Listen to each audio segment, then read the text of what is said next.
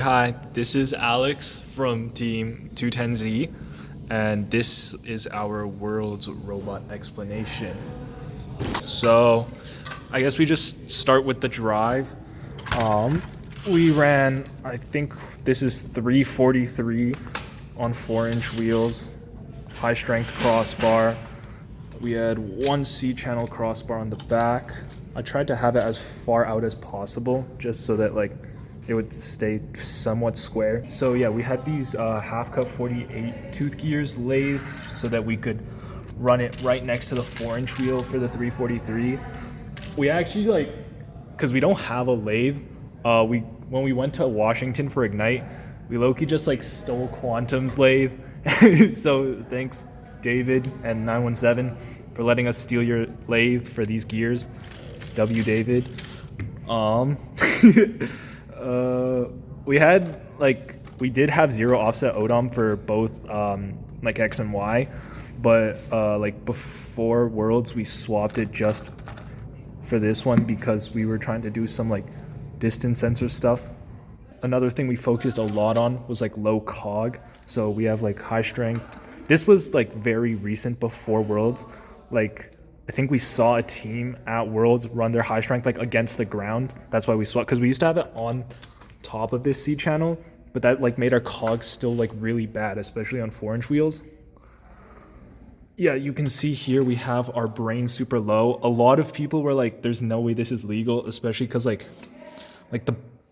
think the battery sits right into this groove, so it's it feels like there's no way this is legal, but it's kind of cheese, but you can slip your finger into the power button when there's a battery in there.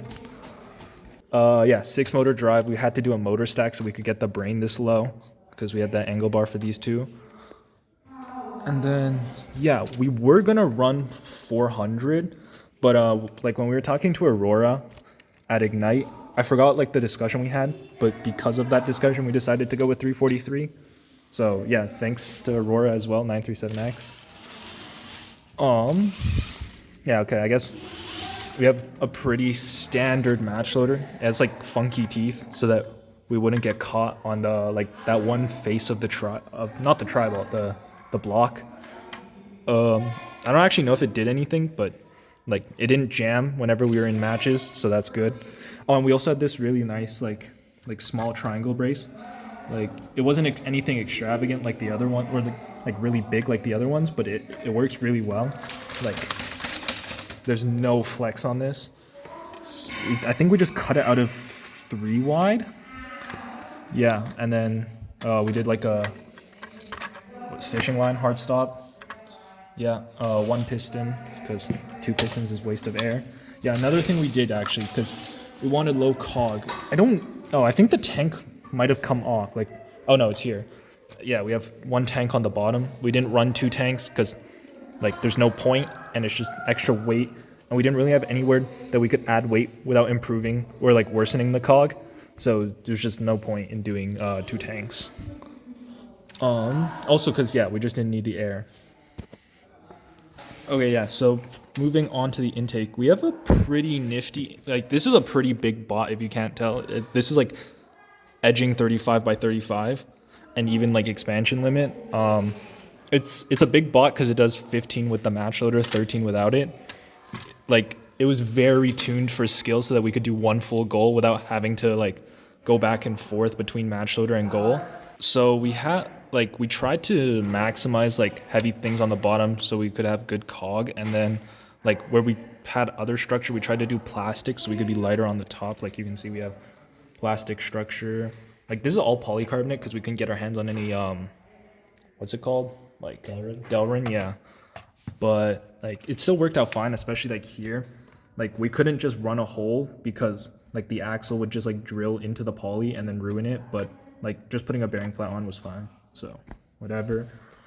Yeah, going on to the intake, we mounted initially this intake was screw jointed just off the plastic. No, there wasn't a bar here, but that really fried the intake. I don't know if I have a photo that I could put up, but this was the poly was super bent. The angle bars were torsioned in all axes. It was really bad. So we put this on after profs for worlds, just so that like now if we wiggle it, no torsion, very nice. Yeah, it's a pretty standard 2-bar intake. We had a piston lift for the logo. We had some, like there was some ideas for tech here for like eight blocks in the logo so we could get 220. Because the idea was that like there were obviously going to be a lot of teams who were going to go for 220. I mean for not 220, my bad. Like eight blocks for 120. And the idea was that, yeah, there's going to be a lot of teams like Extra P who just do like 119 and macro it. So the thought was like if we did like a driver 119 and then we just like gambled it every single time for 120, that we'd hit 120 like eventually once, or like we'd have it consistent enough to at least hit once, so that we just basically guarantee skills champ. But again, that never happened because like we're low-key trolling. But like, you know, it's all for fun, so whatever. Yeah, this is like, if you've seen the Maka Paka S bot, because a lot of this was inspired by theirs. Yeah, shout out Henry for Be King Robot. But elastic band tech, so this roller here between this one and our front stage, and this one and the back stage over there. I don't know if you can get that, like, yeah, that stage there, like this one. Those are both dead zones. So like technically the ball should just stay spinning there, but because we have the rubber bands, they just like whip the ball and then it gives it enough momentum to just make it to the next roller. And we had no problems like with decreased intaking speed. It was perfectly fine. Yeah, again with the cog thing, we did 2 motor intake. Both motors are here. They share one axle. So like how this works is like, well, no, they don't share. They both power one axle to an extent. Like, it's 3 to 1. So this is 1800 RPM on our lower stage, and then what we did was like this pinion that's powered. We did the like the shared circle insert thing so that these 2 sprockets would link and pivot on this axle, but they wouldn't spin with it. So that we could have an 1800 bottom stage. And then I think this top stage is like, it might also just be 1800, and then like 2 to 3 from 1800 to the very top. But yeah, so these 3, the front stage, this middle stage, and the very back stage over there, like this one, would all spin together, and then this flex wheel stage, this one, the drum roller up here, and these 2 rollers would also spin together. And then, yeah, low cog, like, yeah, we just did this so we could get low cog, and then we have like some angle bar support for our entire structure. It's fairly low, so we just used metal for it. Like, we didn't really see a problem with that. Going higher, you can see we start moving more to plastic. We also mount our plates off this.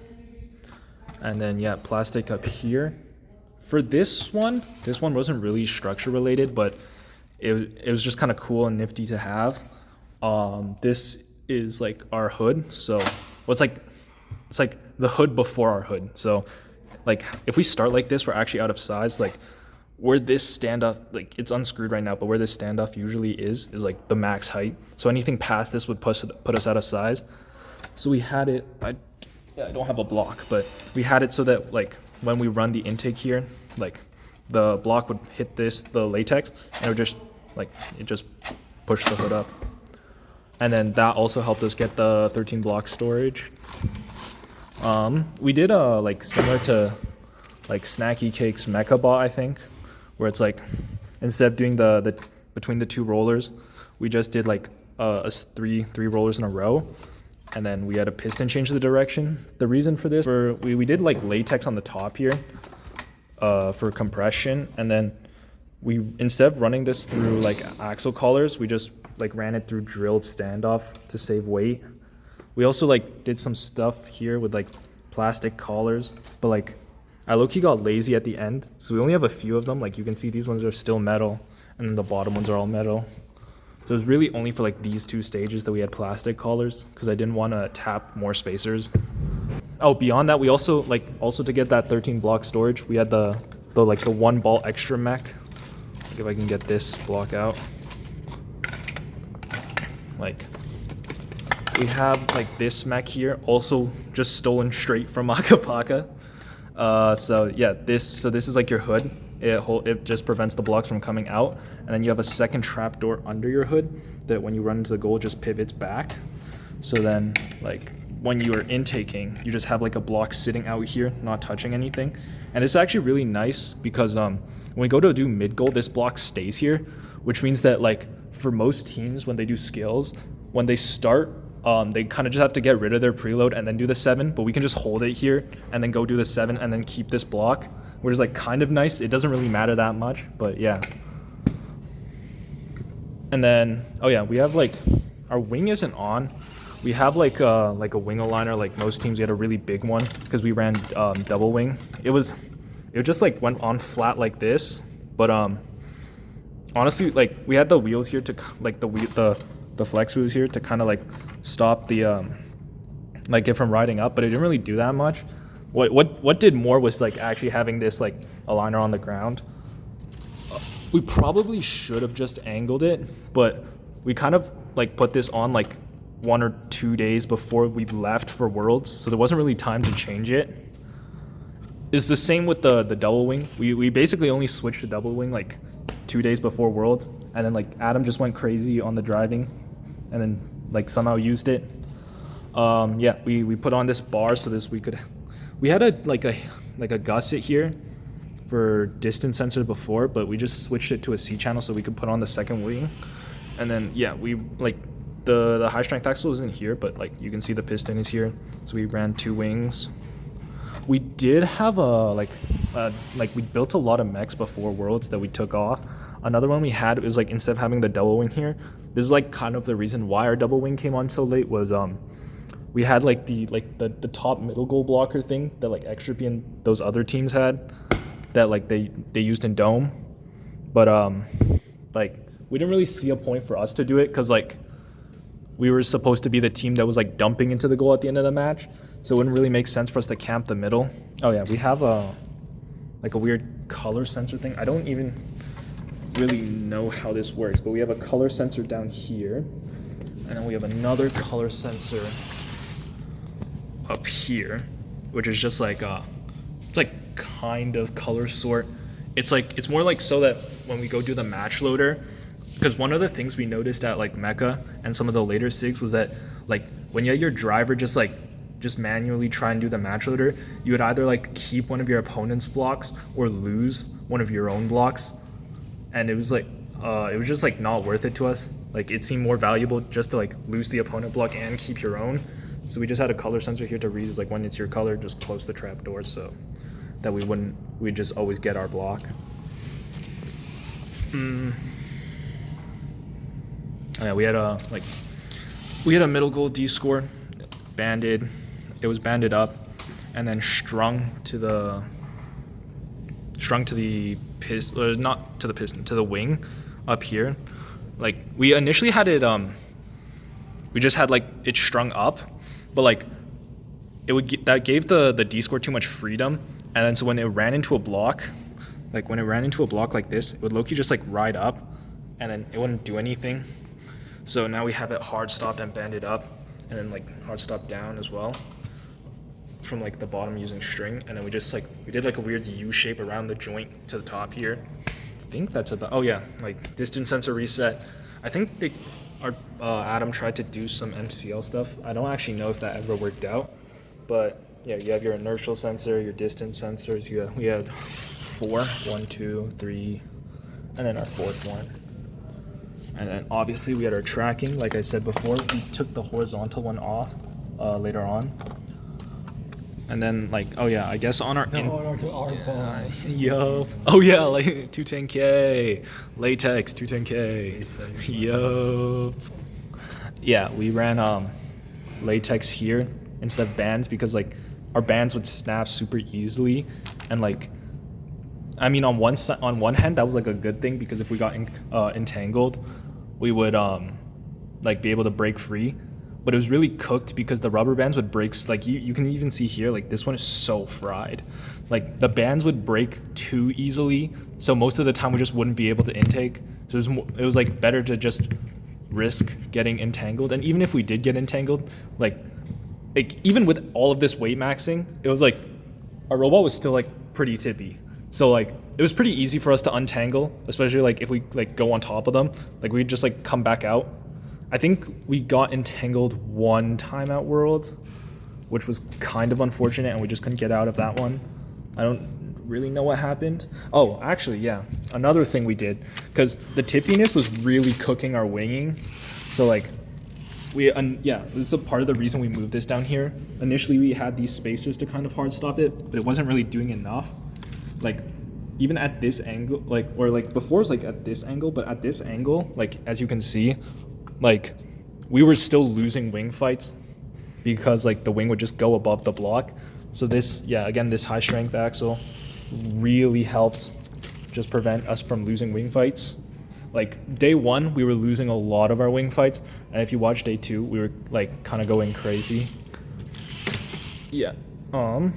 Double wing was super nice, especially with like the briefing they give in elims, like with that rule change where it's like most teams, they would have to like lift their wing back up and then drop their wing and keep going forward. But we could just like, if we just like used our front wing during auto, we could just lift this wing, drop this one, and just keep driving forward.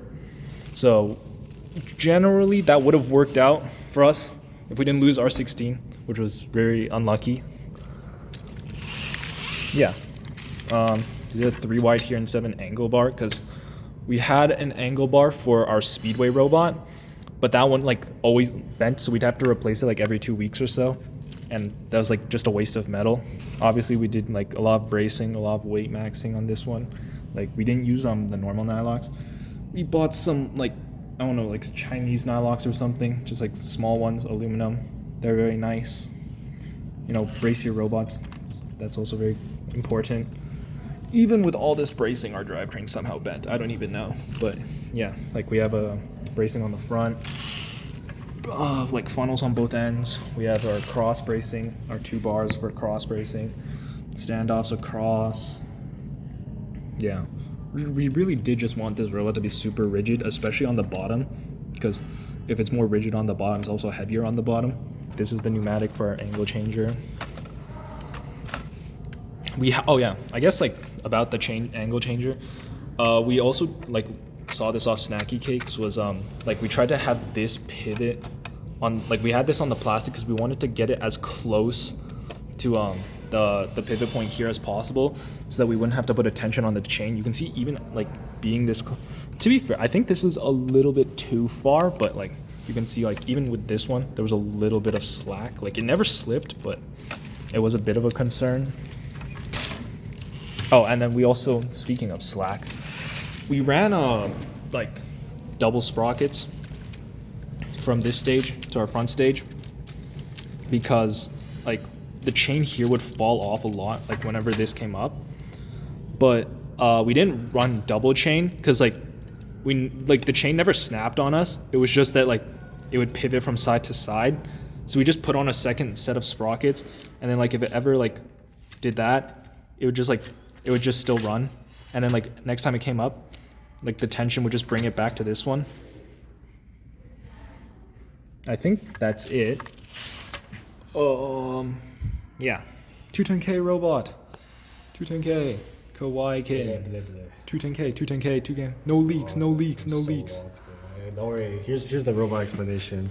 So here I sit in a bush. I wait until they walk. Okay. Oh, okay. I was peer pressured into doing this. I have no intention of extending my robot, but here we are. So we have a, starting from the base, I guess, we have a 450 RPM, 3.25-inch drivetrain. We have 6 wheels because we thought the acceleration was a bit better, and then we have a wrapped gear, 48-tooth gear to help with barrier cross. And then instead of choosing to do plastic sleds, we opted for these metal ones. They worked relatively well. It helped with barrier cross, but like our ODOM kind of counteracted it, but I'll talk about that later.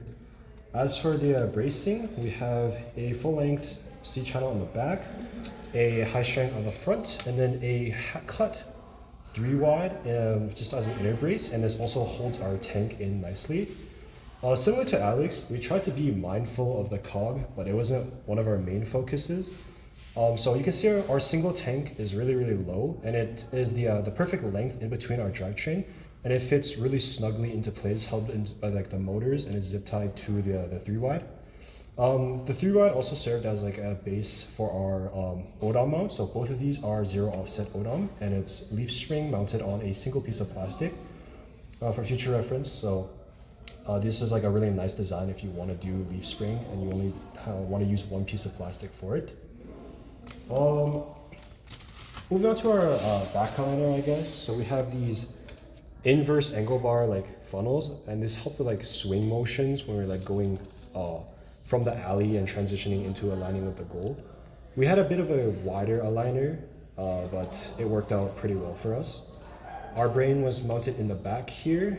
We didn't really have anything else to go because our capacity is 10 blocks without the loader. It's like 12 to 13 with the loader down.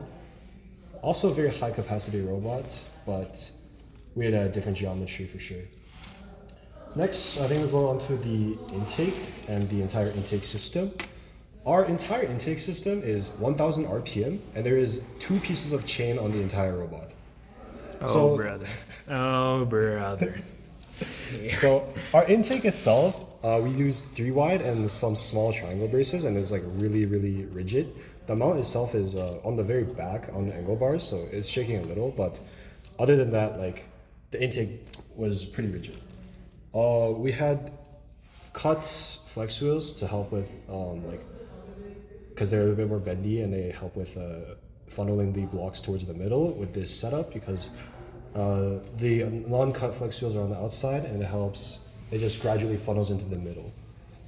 We had some metal funnels, and one of the neat techs we had is that we had a nub here that would help compress our funnel inwards, and that helped with funneling quite a bit. Moving on to, I guess, the rest of the intake and the S-curve. So we have 6 pieces of plastic for an entire S-curve. The back section here, it's cut out, it fits really nicely. It's like flush against our motors, and it's enough for a single lane. And there is latex strung out through the entirety of the back. I don't know if you can see it, but like, yeah. You can see like the strands. Yeah. Yeah. It is good enough. And then it just goes up like this into this front section, which again, these plastic pieces are mainly designed so we can have custom spacing for the gears and like where we want to put our rollers. This piece here is just like the front middle piece, and there's like multiple gears and rollers mounted on this section. It's one of our more important pulleys, and we try to protect it with like multiple pieces of bracing. And then lastly, our top section, the top curve. We just had standoffs for bracing here, and then again a lot of latex run through the entire robot. And then as for our front curve, we just opted for zip ties because it was simple and it fit the spacing for our roller really nicely. I guess for our intake itself. Oh, my match loader. Oh, good. That's not good. Okay. Now for the intake itself, these are the only 2 pieces of chain on our robot, because we have PTSD from both our chains falling off, even though it was double chain. That's why we opted for a lot of gears. I think our intake is 16.5 watts, running 14 plus gears. The friction is actually not that bad, and everything is run at 1000 RPM. I think I mentioned that earlier. Yeah. Yeah. It's actually impressive how you got this tuned, I can't lie. Yeah, it works. Okay, now on to our scoring. For middle goal, we opted for redirect because I like the shooting power on the middle goal a lot more.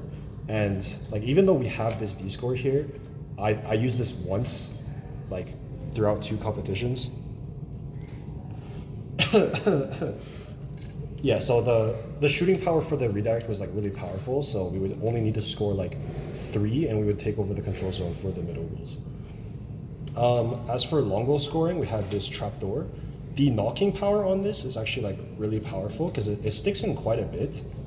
And I'll put like a slow-mo video up, but it is able to descore quite well.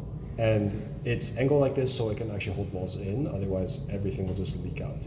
We spent a lot of time tuning the space in between these two rollers to ensure like nothing would leak out. It's missing a few bands right now, but with like everything put together, and again, our max capacity was really high, and we could score on the long goal really fast as well.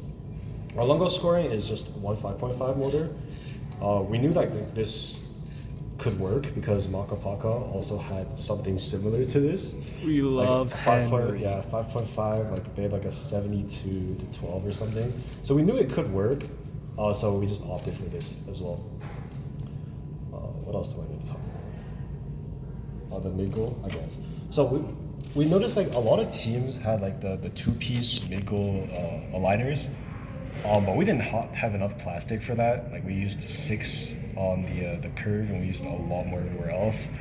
So we opted for like this slanted design. It works relatively well because it just slides into this little cutout here, and we would just like, it's like that. It works. It's mounted on our D-score to help with like the compression again between the roller and like the goal. And overall, it just worked really well. As for the D-score itself, I used it like once. In theory, it works, but just redirect everything. Yeah. I guess I can talk about a neat thing we also copied off Maka Paka are these flex wheel wall riders. They're like the perfect spacing because with a 36 tooth gear, they actually contact our wheels.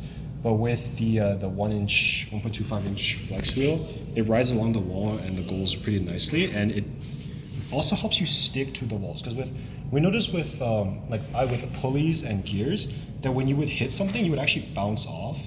But with this, it kind of just compresses and lets you like stay on your trajectory. And then we had like these pretty long. It's a bit chopped right now, but these pretty long standoff braces for our actual structure. Don't mind the BQ it's kind of cooked. It's okay. I guess moving on to the wing. Again, so we had this big aligner. This worked pretty well. And then we had the double wing, and we did bent out to get as much space as possible. But with the unique design of like the plastic, it's kind of hard to mount the front wing. But both were very viable in matches. Yeah, and then shout out to all these teams that helped us along the way. Goats. I'm missing. And then I guess one other thing, last thing, like the match loader. Our match loader doesn't actually move a lot because we found out we didn't actually need it to move that much. It moved down to like about this much, and then it would still work for match loading. We have half cut 3 wides as the mount. We have some triangle braces. We have a latex tubing as the hard stop and like fishing line as the hard stop, and it just like it's pretty standard. We have like the teeth set up as well. Helps us go in from like an angle and still be able to match load. Yeah. Shout out CNY. Shout out Stonehenge. See you in Override. Well, you won't see me in. Actually, you might see me in Override, but you see him in Override for sure. And then, yeah, I think that's it. Robot 1, Robot 2, double R16. Thanks to Ben and Meltdown for picking us. Goats. I low-key don't know what we would have done if they didn't pick us. We were in a cooked position. Who is your alliance? Thank you, C2C, the C team. Oh, yeah. Come on, man. Yup. Those guys are the goats. Yup. Passive is still better than active. I still stand by it. April tags suck. Maybe someone will make a good program for it, but doesn't look like there's much hope for it right now. Diagonal field line is cool. See you in Override. Bye-bye.